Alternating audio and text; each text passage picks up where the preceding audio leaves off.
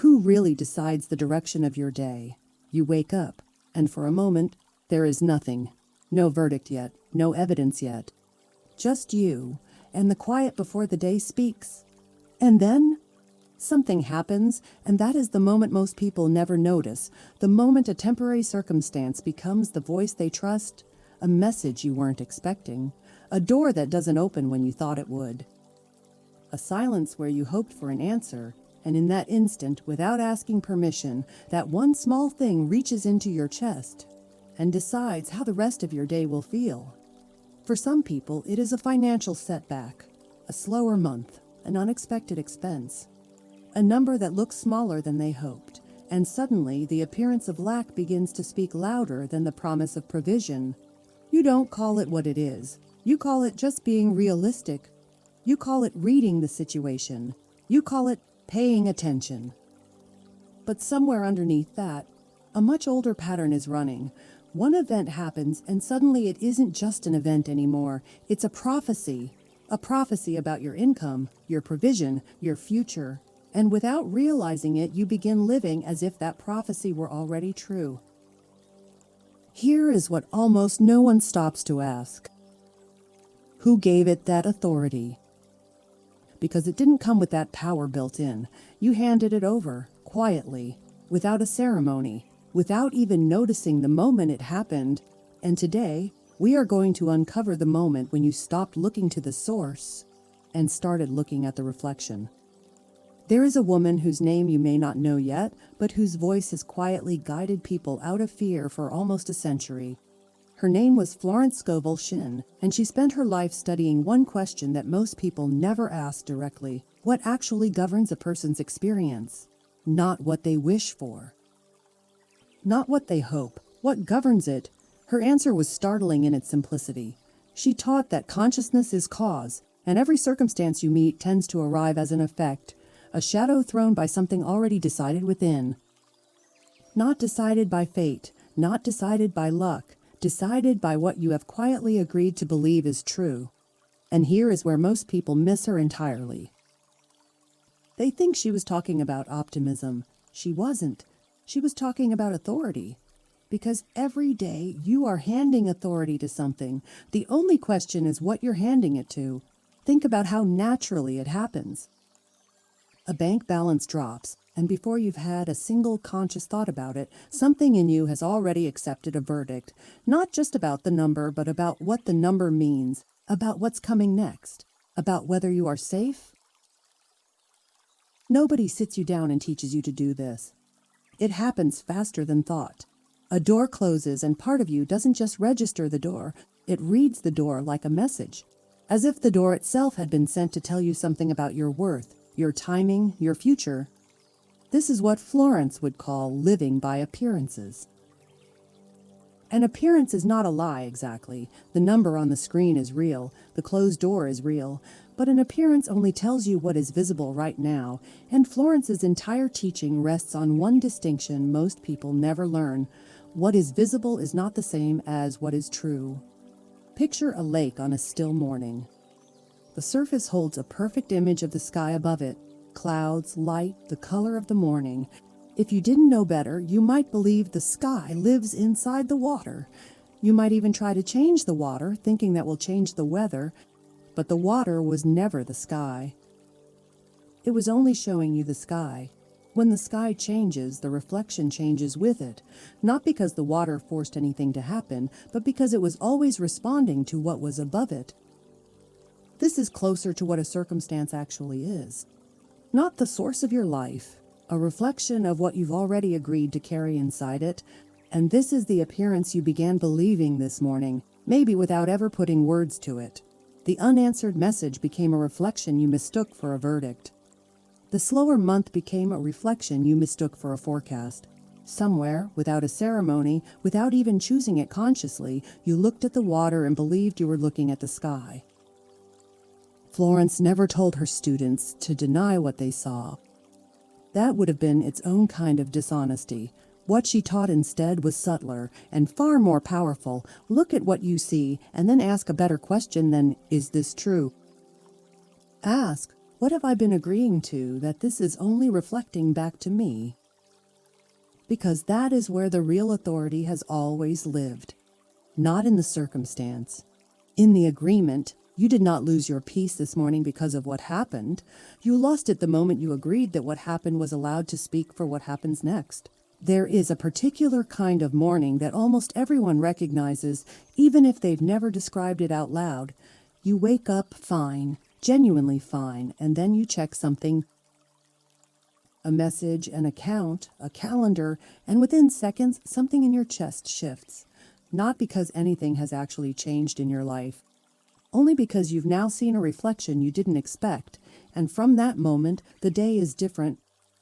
This is how quietly a circumstance can take your peace. It doesn't ask, it doesn't announce itself, it simply enters through whatever door you left open. A screen, a phone call, a passing comment. And by the time you notice, it's already sitting where your peace used to be. Florence would say this plainly: peace was never meant to be circumstantial. It was meant to be a state you carry, not a state you're waiting to receive permission for. But here's the part almost no one examines.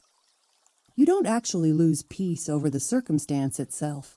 You lose it in the half-second afterward, the half-second where you decide what the circumstance is allowed to mean. One client postpones a payment, and your peace stays intact because you've simply named a fact. Or that same postponed payment can mean this is happening because provision is running out, and your peace disappears. Not because the payment changed, but because the meaning did. One expected opportunity goes quiet, one invoice takes longer to arrive than it should. And in the space of a single breath, a delay has already been translated into a sentence about your future. This is the part that Florence understood decades before anyone had language for it. The event and the interpretation arrived together so quickly that most people never noticed there were two separate things happening. They think they're reacting to the circumstance. They're actually reacting to the story they just told about it, faster than thought, faster than breath. This is why financial fear spreads so quickly. A single postponed payment begins to feel like proof that divine supply has stopped, even though nothing about the source has actually changed. Think of a home with a single thermostat. The temperature outside can shift all day, colder in the morning, warmer by noon, colder again by evening.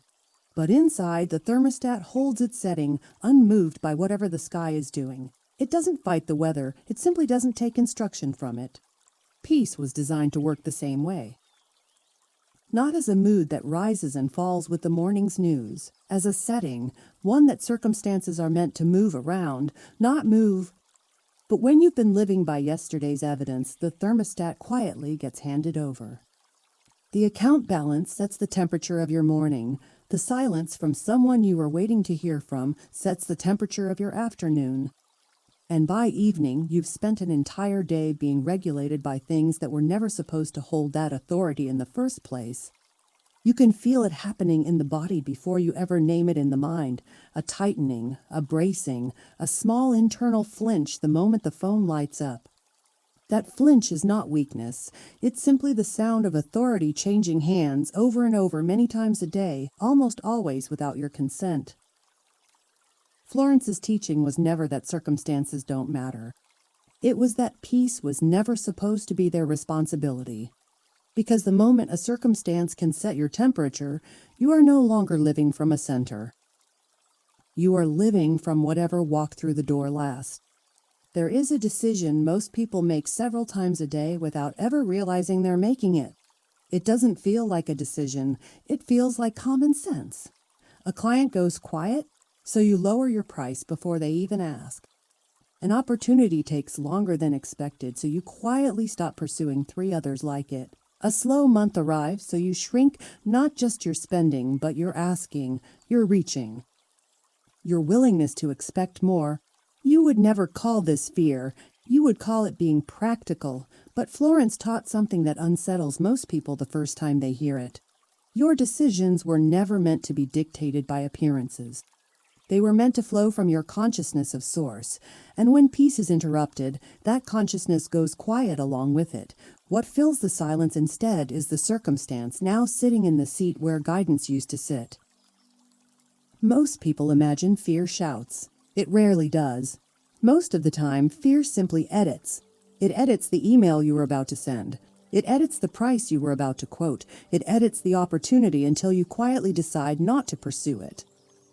It edits the conversation you postpone until things improve. And because every edit feels reasonable, feels responsible even, you never notice that your entire future is slowly being rewritten by a circumstance that was only ever temporary. Imagine a ship crossing the ocean. The captain receives a weather report every few hours, and he reads every single one. But he never hands the wheel to the weather. The report describes conditions. It was never given the authority to become the navigator. Circumstances were created to inform your decisions, never to author them. Think about how differently the same choice can be made.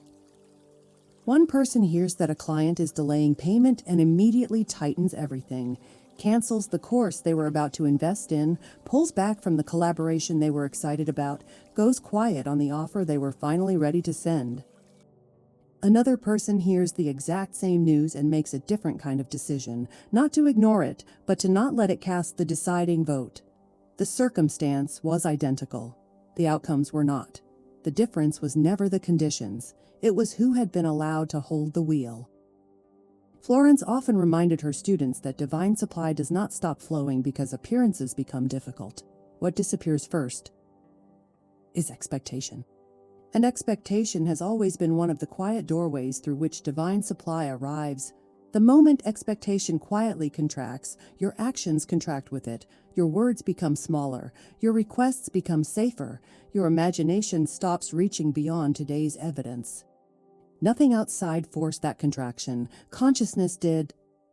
Florence would say it this way: you are always deciding from somewhere. The only question is whether you're deciding from the appearance in front of you or from the source behind it. One changes every time the conditions change. The other remains steady because it was never taking instructions from the weather in the first place. This is also where prosperity quietly narrows without anyone noticing. Not through one dramatic choice, but through 100 small ones, each shaped a little more by fear than by faith, each one shrinking the space where provision was meant to move freely. Every decision reveals what you believe has the final word.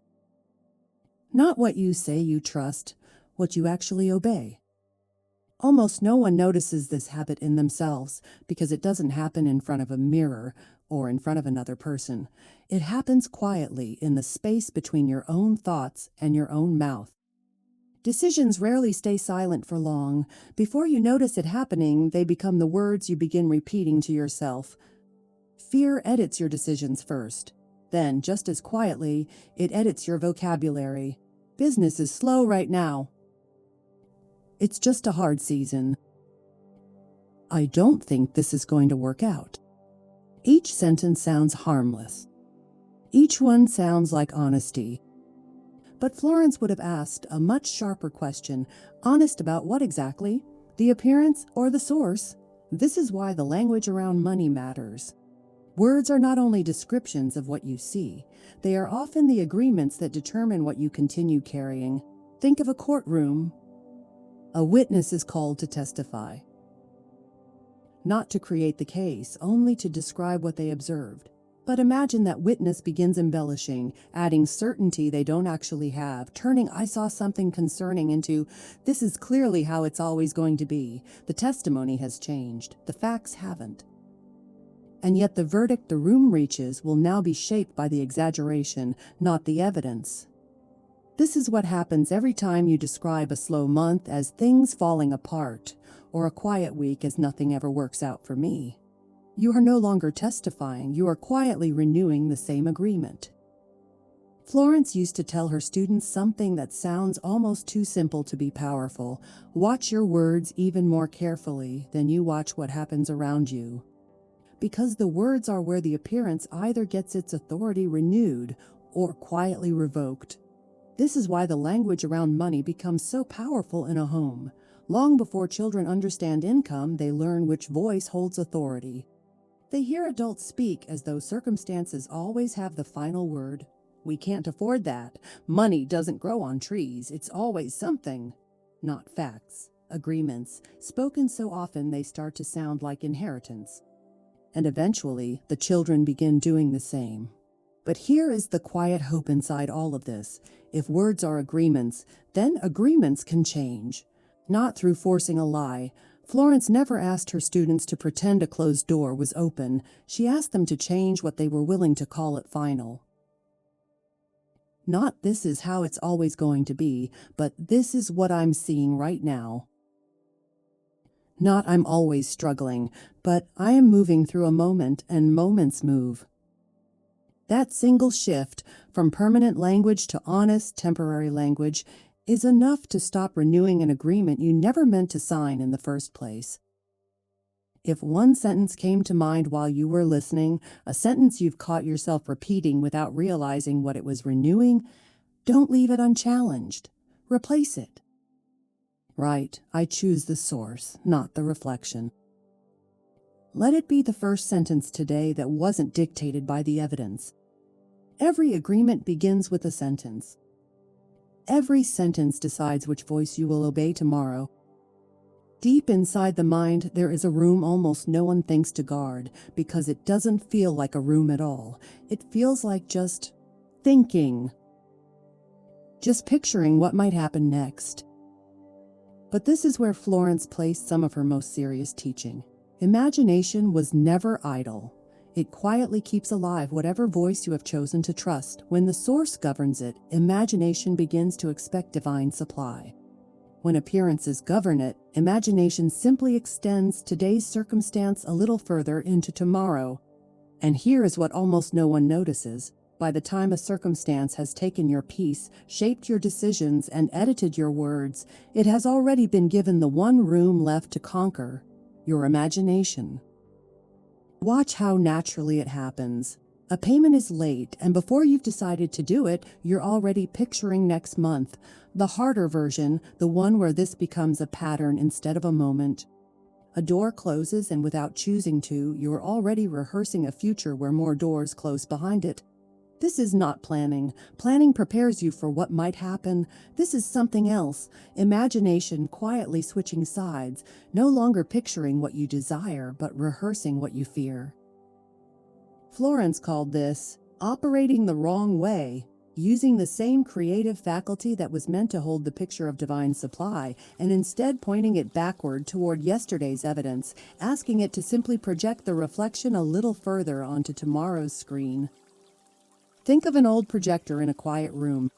Whatever slide you place inside it is the only image that can appear on the wall. The projector doesn't invent the picture, it only enlarges whatever has already been placed inside it. Place the appearance inside it, and the appearance is what fills the room, larger than before, more convincing than before, not because it grew truer, but because it was magnified. Your imagination was never the picture. It was always the projector. Today's appearance is only the slide currently in the projector, and yesterday's evidence was never qualified to choose what goes on the screen tomorrow. This is the quiet mechanism behind why fear feels so convincing once it takes hold.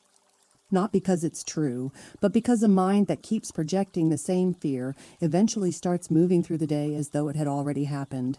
The shoulders brace early, the requests get smaller, the opportunities get passed over before anyone's even said no. A future gets carved out of fear, stroke by stroke, long before a single new circumstance has appeared to justify it. Florence's students learned to catch this the moment it began, not by forcing positivity, which she had little patience for, but by asking one honest question the instant a fearful picture appeared. Is this the picture I want to keep holding? Because imagination was never given to you to extend yesterday's evidence into tomorrow's expectation. It was given to you to hold the picture of divine supply before appearances show a single sign of it. This is where Act 1 closes, not with a solution yet, only with a full diagnosis. Your peace was interrupted, your decisions were redirected, your words started renewing what you never meant to sign, and your imagination, the last and most powerful room of all, was quietly handed the wrong slide to project. 4 rooms, 1 reflection, mistaken for the source. Every real teaching eventually arrives at this moment. The diagnosis finally gets a name, because until now, you felt every piece of this without having a single word for it. The piece that disappears in a half-second, the decisions that quietly shrink, the words that renew something you never meant to sign, the imagination that keeps projecting the same slide over and over, convinced it's showing you the future when it's only replaying the past. Her teaching on appearances, faith, and divine supply points to one underlying condition: living by yesterday's evidence. Say it slowly, because it deserves to be understood, not just heard. Not living by lies, not living by ignorance, living by evidence, real evidence, evidence that actually happened. That's what makes this so easy to fall into and so hard to notice. You are not making anything up. The payment really was late. The door really did close. The number really was smaller than you hoped. But evidence has a quiet limitation almost no one examines. It can only ever testify about yesterday. It was never given authority over tomorrow. And the moment you let it rule there anyway, you have promoted a witness to a judge it was never meant to become. This is the exact moment the appearance stops being an appearance and becomes something far more powerful. It becomes precedent. And once something becomes precedent in your mind, you stop questioning it. You simply apply it to next week, to next month, to the next opportunity, to the next relationship, to the next act of faith you were about to take before yesterday's evidence quietly talked you out of it. Imagine trying to drive while looking only into the rearview mirror. Everything in it is real. Nothing in it is invented, but it only ever shows you where you've already been, and if you steer by it, you will eventually recreate the exact road behind you, turn for turn, simply because it's the only picture you were willing to trust. This is what it means to live by yesterday's evidence. Not that you're dishonest, that you've stopped looking through the windshield. And here is the part that should genuinely stop you. Divine supply does not operate from precedent. It was never bound by what happened last month, last year, or this morning. Florence taught that supply flows from the eternal now, a present so complete it doesn't need yesterday's permission to move and isn't slowed down by yesterday's disappointment. Which means the very moment you're steering by the mirror, divine supply is already present, fully, on a road you're not currently looking at. You've been driving by what's behind you, calling it caution, while the actual road, the one lit by truth, not appearance, has been open the entire time, right in front of the windshield you stopped using. This is the diagnosis, spoken plainly, so you can finally see the whole shape of it. You have been living by yesterday's evidence and calling it being realistic. Realism was never the problem. The appearance never claimed authority. You gave it away. Florence often returned to one question again and again because she knew it was the one most people skip. If the appearance isn't the source, what actually keeps it alive? Not the circumstance itself. The circumstance simply arrives, visible, undeniable, but without authority of its own. What gives it power to keep shaping your peace, your decisions, your words, your imagination, week after week, is something much quieter. Your agreement. This is the hinge the entire teaching turns on, and it's worth slowing all the way down for. An appearance has no authority of its own. It cannot force its way into your peace. It cannot draft your decisions. It cannot put words in your mouth. It can knock. It can make noise. It can ask to come in, but it cannot turn the handle from the outside. Every single time it enters, it's because something in you opened the door and said, quietly, without ceremony, "Yes, this is true, and I will build on top of it." That's what agreement is.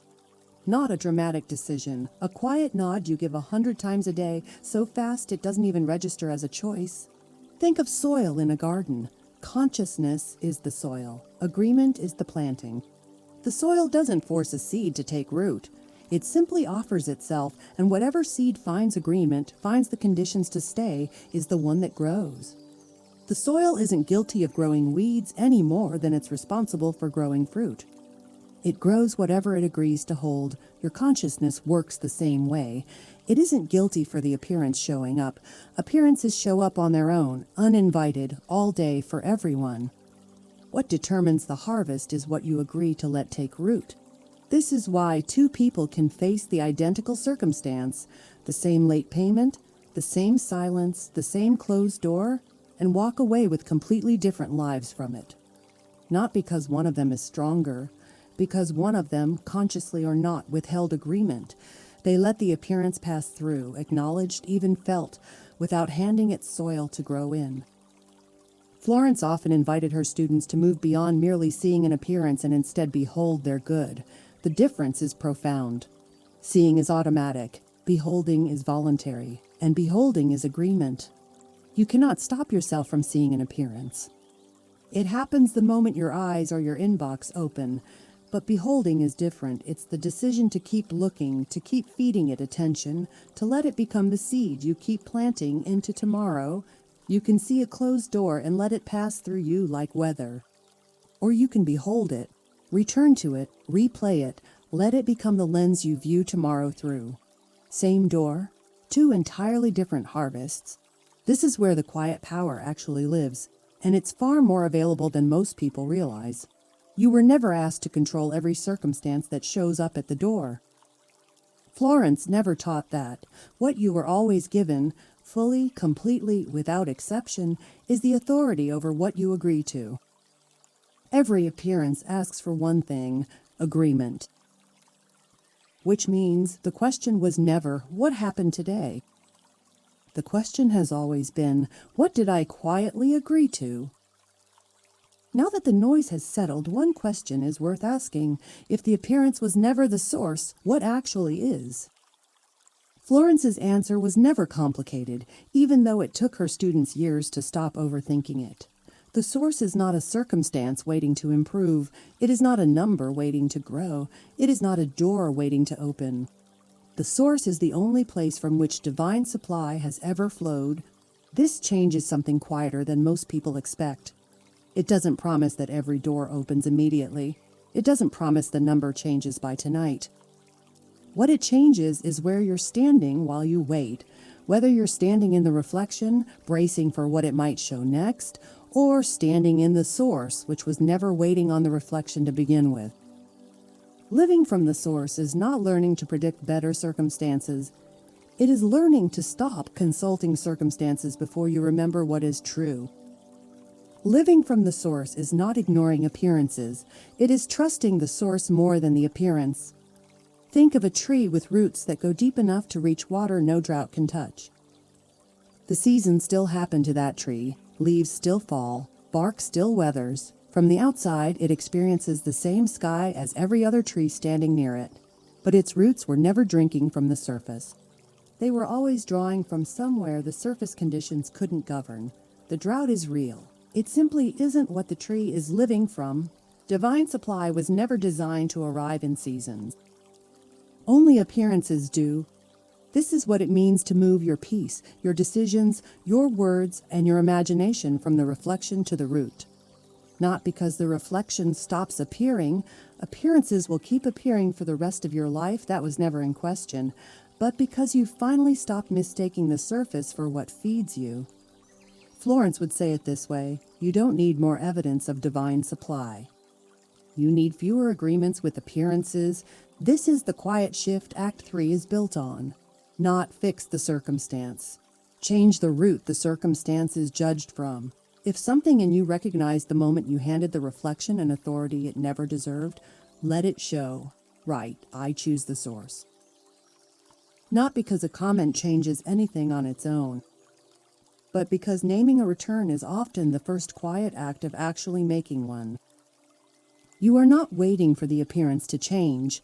You are returning to the only source that never changed, because the reflection was never where life began. A particular kind of morning will still come, even after everything you've just heard. A message you weren't expecting. A number that looks smaller than you hoped. A silence where you were hoping for an answer. Appearances didn't stop simply because you understood them. They were never going to. That was never the promise. But something else has changed, and it's worth noticing exactly what. The old pattern used to move in an instant: circumstance to prophecy, prophecy to fear, fear editing your decisions, your words, your imagination, all before you'd taken a single conscious breath. Now there's a pause where none of that used to exist. Not a long one, just enough. Just enough to remember that what you're looking at is a reflection, not the source. Just enough to withhold the agreement you used to hand over automatically. Just enough to return quietly to stillness before you let the appearance write anything at all. The account may still need attention, the conversation may still need to happen, the work still needs to be done. Living from the source was never an invitation to escape life. It is an invitation to stop carrying life from the wrong center. So you begin answering the email differently. You begin making the decision differently, not from panic, but from a center that didn't move. You notice, almost by surprise, that your body is no longer bracing every time the phone lights up. You stop searching every circumstance for permission to hope. This is what a quiet life actually looks like, not a life without circumstances. Every life has those. A life where circumstances have finally been returned to the only role they were ever qualified to hold, informing you, never authoring you. You'll still see the number, you'll still notice the silence, you'll still feel the door close. Florence never taught her students to stop feeling. She taught them to stop obeying what they felt on behalf of something greater that hadn't changed at all. The question was never whether circumstances would keep speaking. They will. The question was always whether they would keep having the final word. Every morning, the reflection will still be waiting for you. The difference is that you will no longer mistake what is reflected for what is real, and divine supply hasn't changed. It was never waiting on the appearance to improve before it started flowing. It was flowing this entire time in the eternal now, patiently outlasting every piece of yesterday's evidence you ever handed authority to. One quiet decision, made often enough, becomes a quiet life. Not because the world became quieter, but because another voice finally became louder. You are no longer living by yesterday's evidence. You are living from the source it was only ever reflecting. If this way of seeing has brought you peace today, stay with this channel. We will keep returning to these laws together, one quiet step at a time. Tomorrow morning, another appearance will greet you. A number, a message, a silence. It will ask the same question it has always asked. Will you let me decide what is true? And perhaps, for the first time, you'll know the answer.